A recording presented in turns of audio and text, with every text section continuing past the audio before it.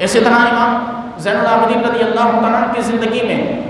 فہم و فراست کی اعلیٰ مثال ہمیں نظر آتی ہے۔ نبی کریم علیہ السلام کا فرمان ہے کہ اتقوا فراست المؤمن، کہ مومن کی فراست سے، مومن کی فہم سے ڈرو۔ فَإِنَّهُ يَنظُرُ بِنُورِ اللَّهِ، او کما قال علیہ السلام، کہ ایک مومن اللہ کے نور کی روشنی میں، اللہ کے نور سے دیکھتا ہے، اس کی فہم و فراست سے ڈرا کرو۔ امام زین العابدین اس حدیث مبارکہ کے مصداق نظر آتے ہیں کہ جب کربلا کے واقعے کے بعد ایک شخص وہاں عرب میں اٹھا کہ جس نے اہل بیت کا، کربلا کے شہیدوں کا بدلہ لینے کا اعلان کیا،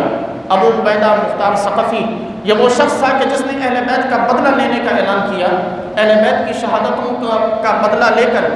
قاتلین حسین رضی اللہ عنہ کو قتل کرنے کا نعرہ لگایا، اور اس نے بہت سے امام حسین رضی اللہ عنہ کے قتل میں ملوث لوگوں کو قتل بھی کروایا۔ لیکن اس سے پہلے اس شخص نے امام زین العابدین رضی اللہ عنہ کے پاس ایک پیغام بھیجا، کچھ رقم بطور تحفہ بھیجی، اور یہ عرض کیا کہ آپ ہماری سرپرستی کریں کہ ہم آپ کے خانوادے کے قاتلوں کا بدلہ لینے کے لیے نکلیں۔ ذرا سوچیں کہ آج کسی کو کوئی ایسی سپورٹ مل جائے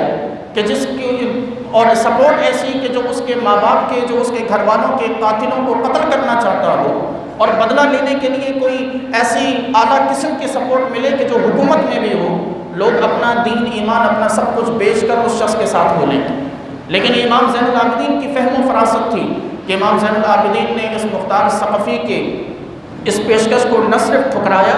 بلکہ مسجد نبوی پر منبر رسول پر بیٹھ کر اس مختار ثقفی کے تمام تر فسق و فجور کی کہانیاں لوگوں کو سنائی، اور لوگوں کے سامنے یہ واضح کیا کہ لوگوں یاد رکھنا، یہ اہل بیت کی محبت میں نہیں امام حسین کے قاتلوں کو قتل کر رہا، بلکہ یہ خود حکومت کے لالچ میں ہے۔ یہ امام حسین کے شہدائے کربلا کے قاتلوں کو قتل کر کے حکومت پہ قبضہ کرنا چاہتا ہے۔ اور بعد میں مورخین نے اس بات کی تصدیق کر دی کہ اس مختار ثقفی نامی شخص نے پہلے بہت اچھے کام کیے، قاتلین حسین کو قتل کر دیا۔ ہر وہ شخص کے جو امام حسین کے قتل میں ملوث تھا،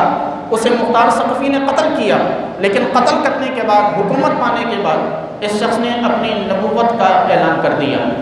یہ وہ فہم و فراست تھی کہ جو امام زین العابدین رضی اللہ تعالیٰ عنہ کی ہمارے سامنے آتی کہ اگر امام زین العابدین اس کے فسق و فجور کو ایک سائیڈ پر رکھ کر اہل بیت کی محبت کے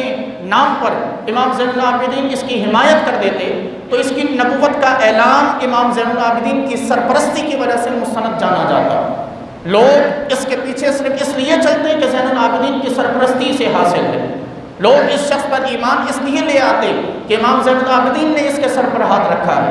لیکن امام زین العابدین کی فہم و فراست کو سلام کہ انہوں نے نبی کریم علیہ السلام کی اس حدیث مبارکہ کو اپنے سامنے رکھا کہ حضور نے ارشاد فرمایا تھا کہ بنو ثقیف میں ایک شخص، ایک جھوٹا پیدا ہوگا اور ایک ظالم پیدا ہوگا، اور اس حدیث کے مصداق محدثین کرام فرماتے ہیں کہ جس جھوٹے کی خبر نبی کریم علیہ السلام نے دی تھی وہ مختار ثقفی تھا کہ جس نے اپنی جھوٹی نبوت کا دعویٰ کیا، اور جس ظالم کی نبی کریم علیہ السلام نے خبر دی تھی وہ حجاج ابن یوسف تھا کہ جس نے کئی صحابہ کرام کو اپنے ہاتھ سے شہید کیا۔